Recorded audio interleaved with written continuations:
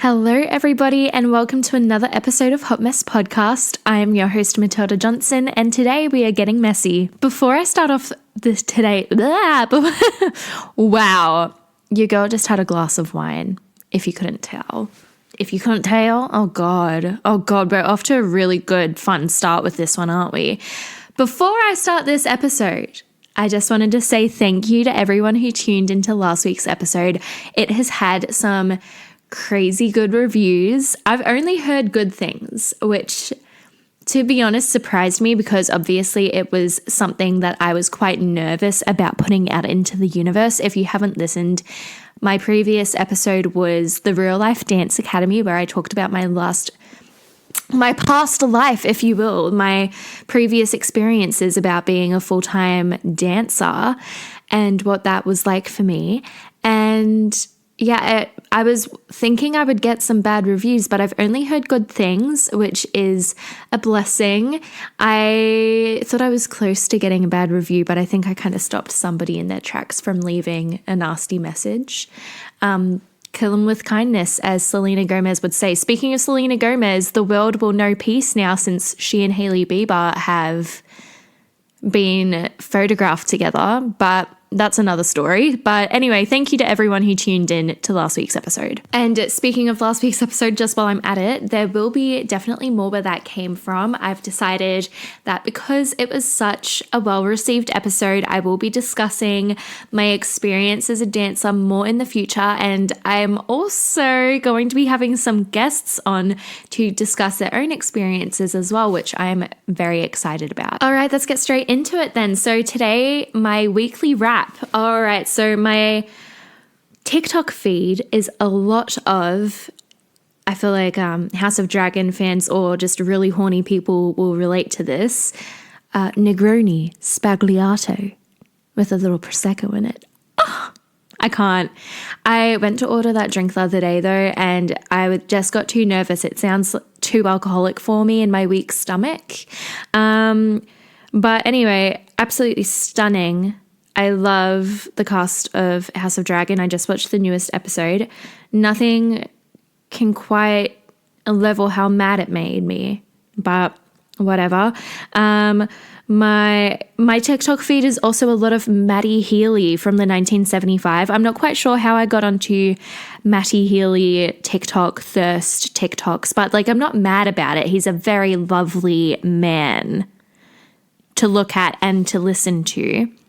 I feel like I kind of missed out on the 1975 era a little bit. I don't think I was cool enough at the time when they first became really big. I don't think I was cool enough at that time to really be all over that. I wasn't a Tumblr girl at the time. I love listening to them now. Some of their songs are my favorite songs. But yeah, I feel like I'm just not cool enough to call myself a big 1975 fan. But I do love Matty Healy, and I love his interview. He did one on Chicken Shop Date with Amelia Moldenberg. I really hope I didn't screw up her last name. But it is the most gorgeous and awkward and funny date, quote unquote date, to watch. And watching him flirt. Sorry about that noise. That is disturbing. What do I recommend to watch? Okay, I have been watching on Netflix a movie called The Redeem Team, which is about American basketball in the Olympics. I can't remember what year it is, but it was after, of course they had the Dream Team with Michael Jordan. And of course, that was its own Netflix TV kind of special, with it being, what was it called? The Last Dance. I watched it 3 times during lockdown, absolutely obsessed with it. I wouldn't say I'm a huge basketball fan in that I follow it religiously, but I really respect the sport. I played basketball as a kid. My dad coached basketball, love basketball, love watching the game. But there's something about the documentaries around basketball that I just cannot get enough of. I really love... So I'm watching The Redeem Team. I haven't quite finished it just yet, but I'm already recommending it because I love the way that these documentaries can really get into a team environment and kind of get down to the bottom of what makes a team so successful, I find it really interesting. And it's, it's LeBron James and it's Kobe Bryant, and it's about, those two were very dominant figures in the basketball industry and the sports industry at the time. And it was kind of like, who's going to be the leader of this team? But they didn't actually need either of them to be the leader because they meshed so well together and they bonded so well. There was no need to assert dominance or anything like that. And they were able to grow a successful team together. I think it's really cool to watch. I've just looked it up now, and it's actually by the same director of The Last Dance, John Weinbach. So if you enjoyed The Last Dance, I highly recommend it. I love it so much, I'm even going to give a little synopsis. So the documentary takes you through the rise of Team USA basketball from an embarrassing loss in the 2004 Olympics to the pinnacle of international basketball with a gold medal in 2008. And I remember this so clearly because it was the Beijing Olympics. I was in year 4. It was so big at the time. It was probably like the most fun Olympics that I've seen. Well, like, to be honest, I feel like they're getting less and less fun as I grow up. But for me, that year, like the 2008 Beijing Olympics were the pinnacle of the Olympics. And I remember watching them win and the sense of pride, and it's so good. And, we got to see LeBron James and Dwayne Wade and Kobe Bryant, all in one team. Like, how sick is that? Like, that is so cool. But then recommending this, I also, oh my God, maybe I am secretly a closeted basketball fan. I also have to recommend The Dream Team, which is a movie from 1992. I remember watching this in high school and I was so enthralled by it. And it was Magic Johnson and Larry Bird. Maybe I am a basketball fan. How do I know all of these people's names? I don't know how I know these people's names. I'm probably losing a lot of listeners who aren't into basketball, but maybe watch The Dream Team, the 1992 movie, and then watch The Redeem Team, and you'll understand just how good this is. We're going to have to move on because I feel like I could continue talking about basketball at this point. I'm starting to think that I am a sports commentator, which is really funny, because I'll definitely never be a sports commentator in my whole life. Sorry, I just kicked my Frank Green. Oops. But I am going to be discussing on today's podcast all the jobs I've ever wanted and how I'm probably not going to do any of them and how sad that makes me. I feel like this really flows well from last week's episode because obviously I discussed the fact that I thought I was going to be a dancer and that was what I'd done my entire life. And so I thought that that was going to be my whole life. And now that's not what I'm doing. And so I feel like I'm not so lost anymore. I found a job that I'm really enjoying. And it's in an industry that I've always had interest in. However, there's a lot of stuff that I've tested and trialed along the way that don't really make sense with one another. And I've got all of these things that I want to do with my life and none of them really mesh well or make any sense in general. But some of it does, some of it doesn't. And then I've also done different courses and tried different things. And at this point, I feel like, am I really qualified to do anything? I'm 24 years old and I'm just like, am I having another quarter life crisis? Do I have any skills? I'm just not sure anymore, to be honest. It confuses me, but also I'm like, well, I do have qualifications. I just don't know where they are. You know what I mean? I don't know if it even makes sense at this point. But basically, I feel like a lot of people my age have always known what they wanted to do. And I'm like, is that a normal thing? I'm not sure. But I, as a kid, I wanted to do so many different jobs, but dance was always my number one and musical theater was always my number one.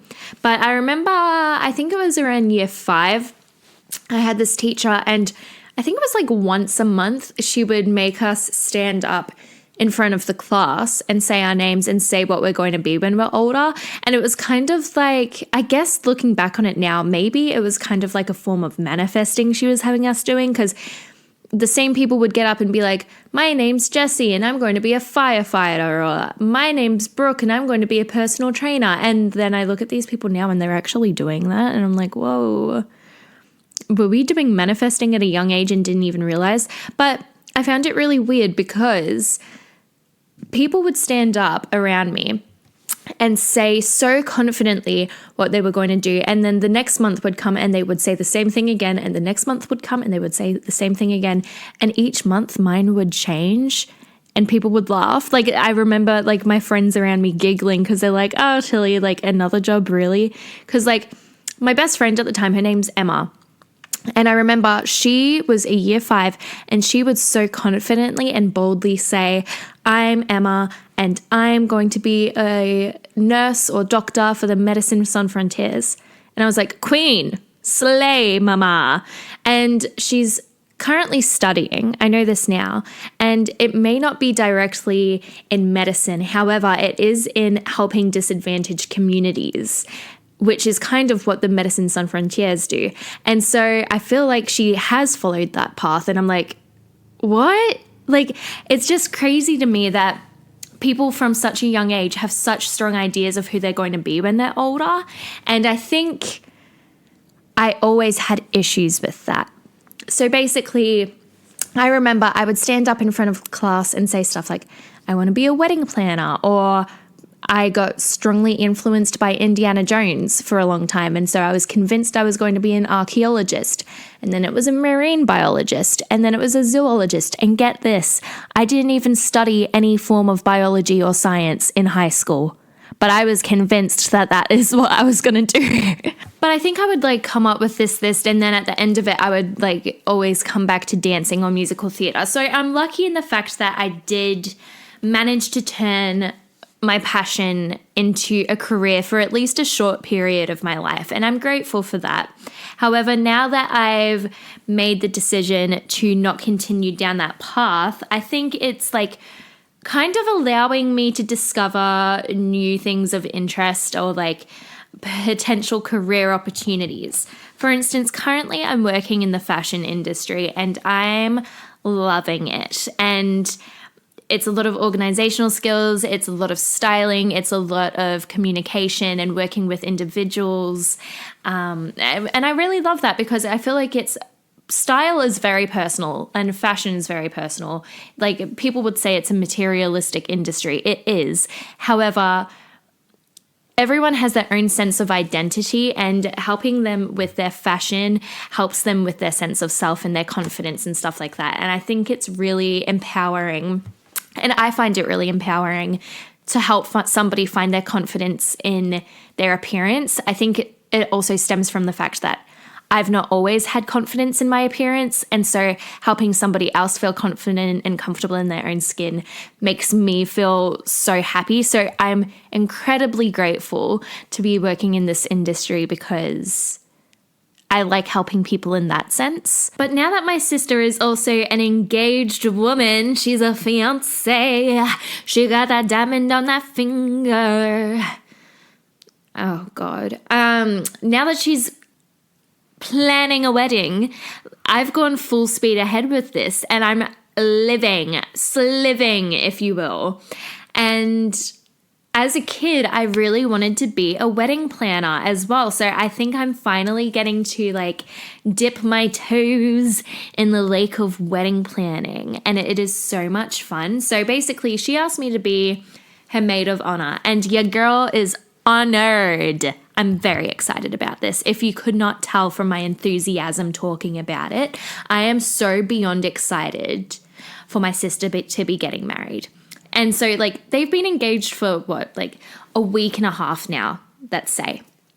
And I'm already like sending my sister locations and how to plan a wedding on a budget and different Facebook communities you can join to help each other plan weddings and like what you should do for invitations and catering and stuff like that. And my sister's just like, dude, chill. Like, we're probably not getting married till 2024 at the like, you know, like at least. And I'm just here like, nah, sis, you have to get in early. We are finding locations. And I'm having such a blast with it because she's also got a very different aesthetic to what I do and like what I would want for my own wedding. So it's kind of fun to be able to like go a little bit more out there with like a wedding, because I'd say she's a bit more eccentric and a bit more eclectic when I am, and would probably make bolder choices Whereas I really like a classic kind of style wedding. I say classic, but then like when you actually see my wedding, what it'll be like in the future if I do get married, let's pray, because I want the wedding. It's not classic is what I want. Like, it's classic. Anyway, not the point. We'll talk about that when the day finally comes for me. I say finally like I'm a spinster. I'm not. But I'm having fun with planning her wedding already because she and I have two very different tastes. And this makes me think, oh my God, maybe I should go into event management and then become a wedding planner. Because firstly, I have great organizational skills, I'm very reliable, I'm a good communicator, and I am good at bargaining as well. And I'm learning how to budget. It's not my strongest point, but I am getting there. My boyfriend is studying accounting and business, and he's cracking the whip on me. He's like, you need to stop shopping. I am confessions of a shopaholic. But I'm having a really fun time with this, and I'm like, I could go into wedding planning. And I honestly, like, I feel like some people would say wedding planners would like make some weddings all the same because of course they have their own style. That's like the last thing I would want. I would want to do a different wedding for every couple. I think that would be the most fun job. Stressful, absolutely stressful. Think about the bridezillas. But so much fun because you just get to plan every dream wedding, or even if it's not your dream, like imagine like, okay, so my non-dream wedding, what I wouldn't want is like a gothic wedding or a Disney wedding. I could never, but planning it for somebody else and getting to witness the magic of the actual event, oh, how fun would that be? I also think I would really enjoy being like an interior designer because, and it's really dumb reasoning, I just love Architectural Digest and I feel like it's my favorite YouTube channel, and I feel like I would really thrive again in designing somebody else's dream home because you get to do it over and over and over again, and every time you're just getting furniture and new designs and rebuilding and playing with textures and colors and patterns, and it's not always for yourself, so you get to experiment more and do more fun things that maybe you wouldn't do for yourself. Maybe I just want to experiment with things. Maybe I want to just do things for other people and reap the benefits. Maybe that's my calling in life. But the whole reason I'm talking about this is because if you watched, I posted a TikTok video when I first came out to say that I was creating my podcast and I was doing like a fun facts kind of thing about me as I did my makeup. And a lot of people were like, how the heck have you had so many jobs? Because I said that I've worked, I think it was like 5 jobs at a single time, and then I've had a whole heap of different jobs in my lifetime, in my 24 years. So I thought I'd like discuss some of them with you, and I could like talk about how some of them kind of work with each other and some of them just don't at all. And I think it'll be interesting to see like maybe my life is slowly moving in the right direction. But basically my first job was at my town's local IGA. Absolutely frickin' hated it because the manager of the store was so intimidating. I was like 14 and it was my first job, and he would stand over me at the cash registers at the end of the night and watch me count every single coin. And then if he thought I did a coin incorrectly, he'd like make me start again and again, and I would leave like crying every single time just because I was so intimidated by this man literally staring over my shoulder watching me count money. And I hated math to begin with and like counting money and stuff, and it felt like a lot of responsibility because there's obviously a lot of cash in a till at an IGA. And especially in a small town, I feel like people just paid with cash there. And so I was so nervous, but oh well, you live and you learn. Still to this day though, like not a fan of that man. Anyway, my second job, I did a bit of dance teaching here and there. Obviously, I really liked dancing. However, I don't think everyone should be a dance teacher. It's like those who, no, I don't want to say those who can't do teach because I know a lot of brilliant teachers. However, I just don't think every dancer should also be a dance teacher, because I think there's a level of nurturing and skills and understanding of people's capabilities and physical limits that also needs to come with certain understandings. Not everyone's built the same way, and like not everyone is capable of achieving the same things at the same rate as each other. So I think a lot of dance teachers aren't so understanding of that. You would have picked up on my thoughts of that as well in my previous episode, but I don't think I'm a bad dance teacher in that sense. I think I'm just not dedicated to teaching dance. I like choreographing. I was about to say choreographing. Okay.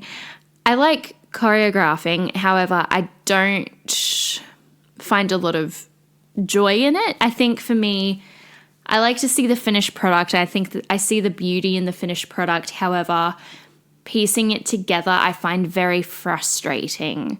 I don't know. So that was never for me. From there, I worked in a coffee shop, which was like one day, once a week after school, like just cleaning and helping out there.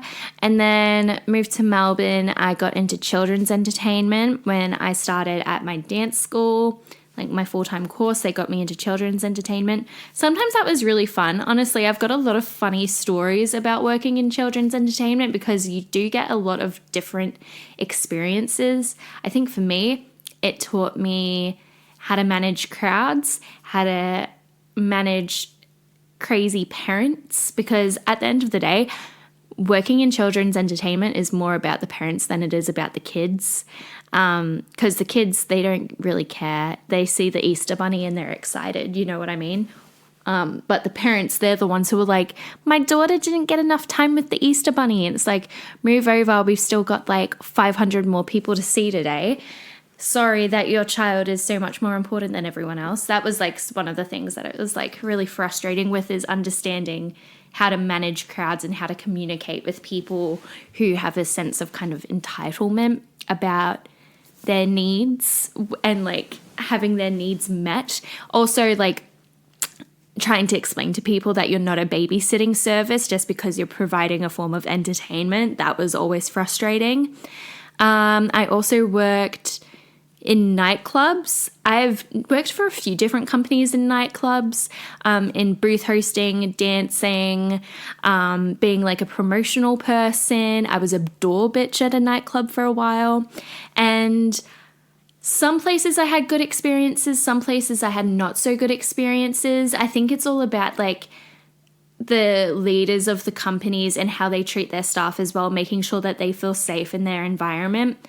For instance, my most recent boss of a company I worked for, she and I are very dear friends. I absolutely adore her, and I think she runs her company very well and likes to make sure that all of her staff are safe and taken care of, because in a nightclub you see a lot of shit, and like sometimes like things don't always go to plan. As a booth girl, for instance, and as a dancer, you get hit on, you get treated like an object, which I think for me that was like my least favorite part, being treated like an absolute doormat, or that like the people who've hired a booth, for instance, could do whatever they want with me because I was there to serve them. And I'm like, firstly, no, I'm here to pour you alcohol, nothing more than that. Like, we also had some really weird incidences. Like sometimes it'd be really great if people in the booths wanted to tip you money.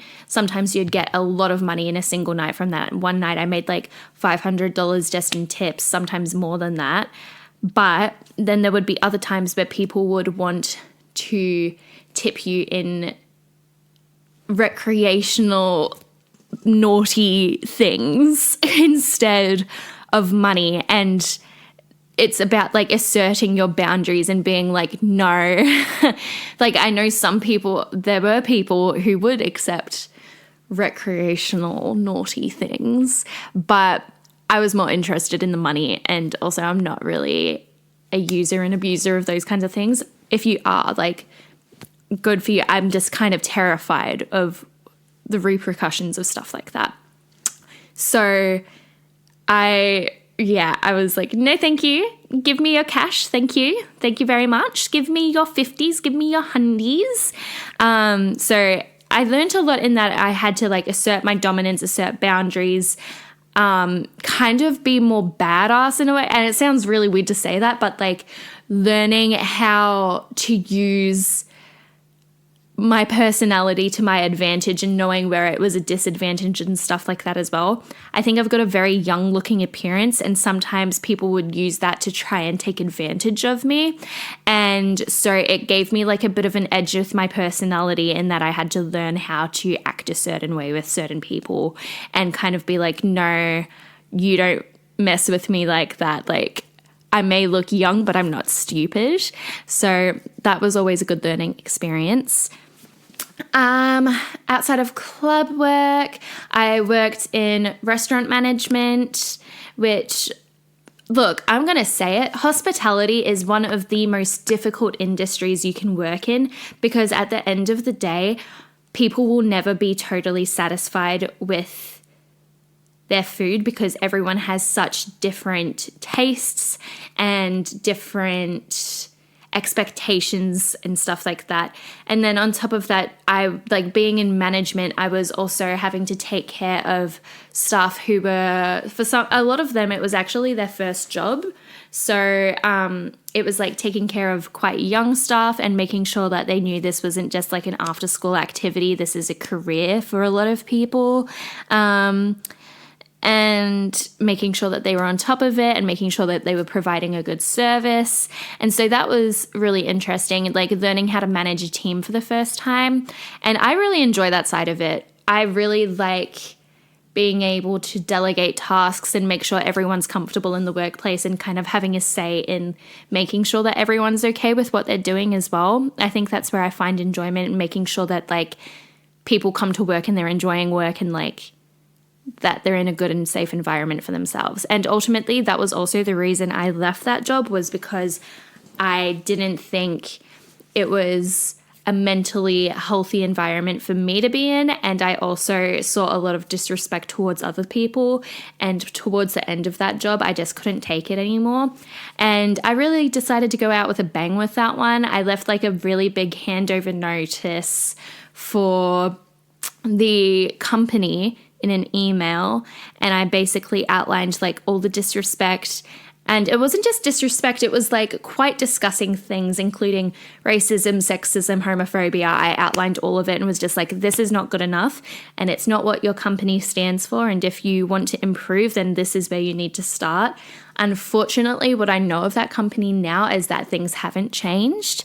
And I actually got a message from somebody who I used to work with who was also on the management team saying that to this day, there's people in the company are still talking about that email that I sent as a reference of how they need to improve. So at least I know that when I left and I said something that I knew was going to be controversial for a lot of people, that at least it's been taken on board and people are still talking about it and thinking this is what we've done that has really messed us up in the past and this is what needs to change. So I'm grateful that I stood up for what I believed in when leaving that career.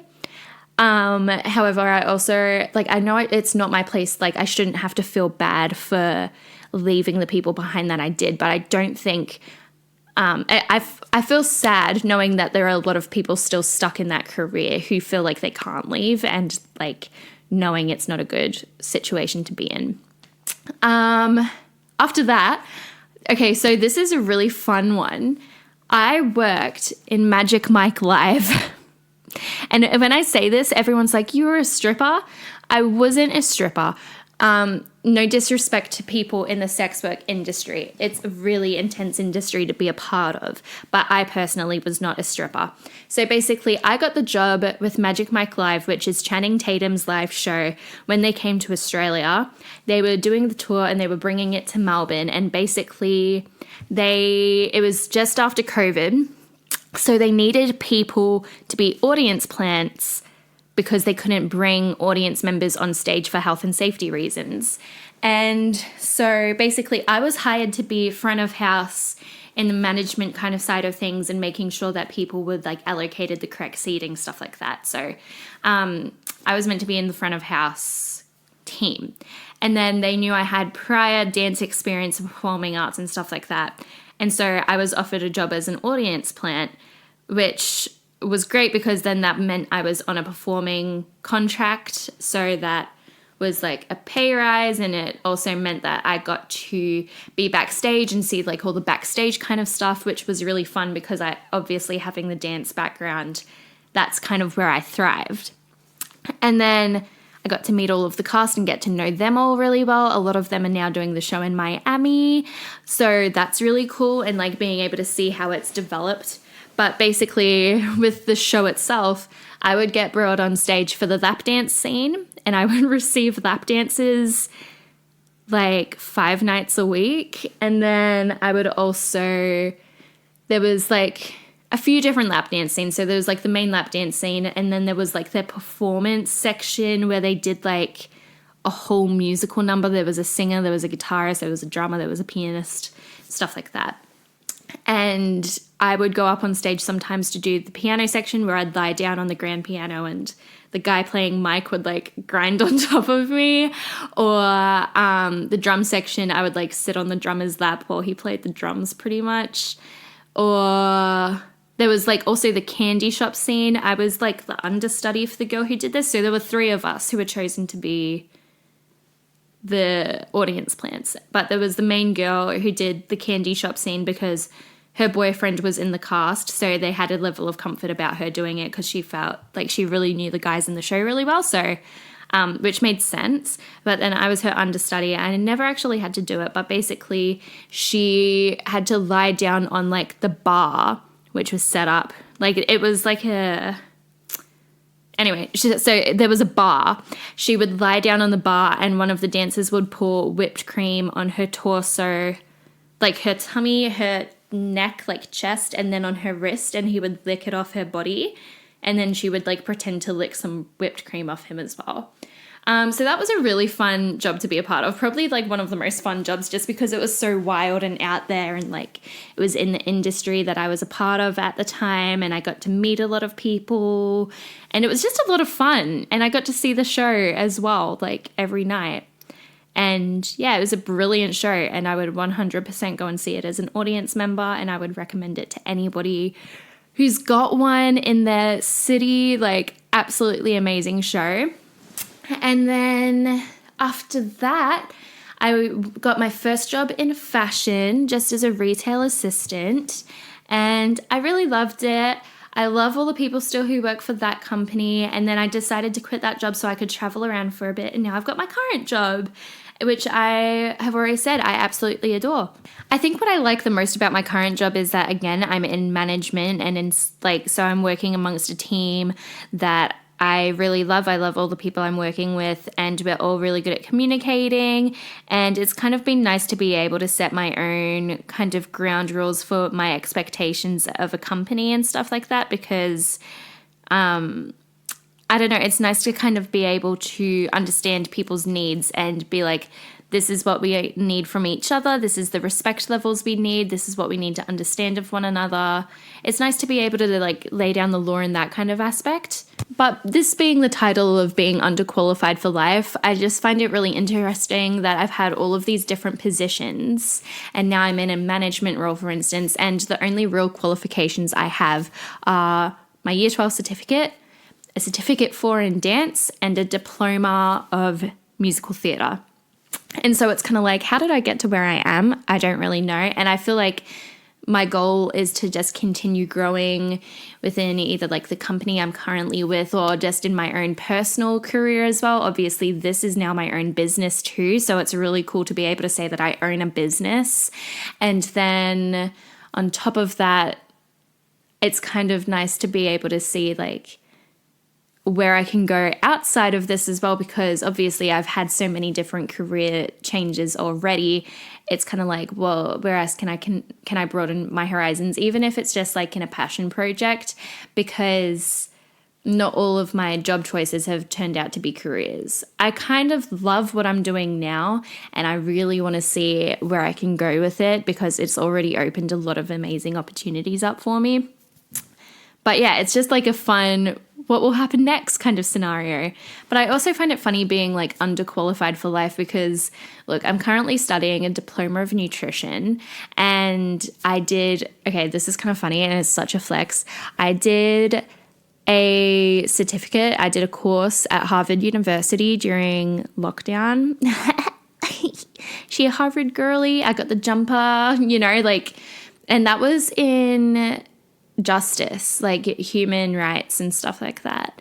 And I was very passionate about it at the time. Part of me thinks if I didn't end up becoming a dancer, I would have studied international relations and international development, because I'm very interested in politics and the legal system and stuff like that. So I think I would have really enjoyed studying that. Obviously, that's part of like a Bachelor of Arts, so I would have been able to do other subjects that I also would have really enjoyed. But yeah, it's interesting to see, like, I've done all these random courses, and nutrition obviously kind of goes hand in hand with dancing. And I've got my own goals in like what I would like to do with that diploma in the future, whether I finish it now or a couple of years down the track. I've got my own goals with that. And then in terms of like me being super interested in interior design, it's nice to know that like my boyfriend, for instance, his family do a lot of work in property development. So if I really wanted to, I would I would love to do a project with my boyfriend because he wants to enter that field as well. And we could like flip houses together. Do I sound like Kendall Jenner in the newest episode of The Kardashians? Probably. But it's nice to just know that there are opportunities there where you might not even know it. And I kind of want this to be a reminder to everyone that if you're feeling kind of like you're stuck in a situation or like in a career that's not fulfilling you, and like your artistic or business-minded ventures that you want to go down, there is always room for movement and you can always find something else. I've gone from working in a coffee shop and at an IGA to being a professional dancer and doing dance shows and doing children's entertainment, to then working in nightclubs and then working in hospitality management, to now retail management and fashion, and being able to go to events and host a podcast and own my own business. So you just never know where life can lead you. And I think that's also a really good thing my parents have taught me. They've also experienced so many different careers over their lifetimes. And like, for instance, I would love for my dad to come on the podcast one day, because he's a big inspiration of mine in terms of business, because he started off, one of his first ever jobs was working in a sewerage factory, and then he became a CEO of a health service. And so to be able to go from literally the pits, like digging up people's literal feces, to being the top of a company, like that to me is so admirable. And it's all about hard work and like pushing yourself to be able to get to where you are. And it's also about your support system that you have along the way, because I know he credits a lot of his work to my mum as well for being able to support him along the way, which I think is really beautiful. And obviously my mum was also an incredibly hard worker, and now she's got a career in something she always loved. She wanted to open a bookshop when she was a child. That was her childhood dream. And now she's a librarian. And although it's not her own bookstore, for instance, it's working in a field that she's always loved, and she loves reading and she loves being in that environment. And so I think it's just interesting to see how you can go from one career to the next, or you can really manifest the career that you've always wanted. And I think it's just a healthy reminder that you're never truly stuck. And I think that's something I haven't really acknowledged, the fact that I have been able to move around and find where I'm comfortable. I think I'm always looking for the next thing, but now I'm in a comfortable place and I'm like, wait, hold on a second. I need to appreciate what I've already been able to do for myself. And so it's just a healthy reminder that if you're not feeling fulfilled, there's no shame in trying something new, and you shouldn't be afraid to try something new either. I think we're also all thinking we're on like this weird timeline where we should already be like starting our careers and getting quite intense with it and being like, this is what I'm going to do for the rest of my life kind of thing. But you don't have to do that for the rest of your life if you don't want to. There's always something there for you. So I'm going to leave it there today just because I could ramble on and on for ages about all the goals that I have for like where I take things in my career down the track and how I think the audience can also write in and think about like how they want to create the life of their dreams as well. And this is a topic I'm going to expand on a lot down the track. Obviously, I said I want to have my dad on, for instance. I would love to have my mum on a podcast as well. I don't know how open she is to the idea though. And then there are so many people in business who I think would be incredible guest speakers to have on. I know so many of my friends are starting their own businesses and I couldn't be more proud of them. And they're all in such interesting fields. Like I've got personal trainers, I've got people who own entertainment companies and stuff like that. And it's just so interesting how people have been able to find a niche in the industry that they love and find their own way in it and find how they can create a space for themselves in the industry that already exists. So I'm really excited to be able to expand on this topic down the track. But in the meantime, I hope you liked today's episode. I know I did. And I hope you have a very fun and messy week ahead. See you later, guys.